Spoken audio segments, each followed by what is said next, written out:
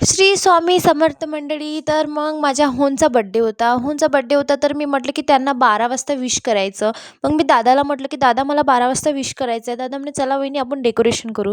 मग दादानं आणि मी मिळून हे पूर्ण डेकोरेशन केली. तुम्हाला डेकोरेशन कशी वाटली कमेंट करून नक्की सांगा. तर मग मी माझ्या होना उठवायला गेली तर ते उठतच नव्हते. इतके भाव खात होते उठायसाठी की नाही म्हणे मला झोप येत आहे. मग मी त्यांना जबरदस्तीनं आणलं. चला म्हटलं की तुम्हाला काहीतरी दाखवायचं आहे म्हटलं.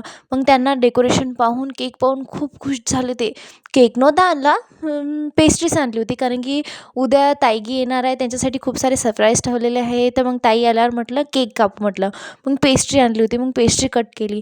मग त्यांना खूप खुशी झाली होती. मी त्यांना जसं बर्थडे विश केलं तर 12 वाजता माझी खूप इच्छा होती की त्यांना 12 वाजता बर्थडे विश करू. पण याच्यात सर्वात जास्त हेल्प माझी हरीशदादानं केली.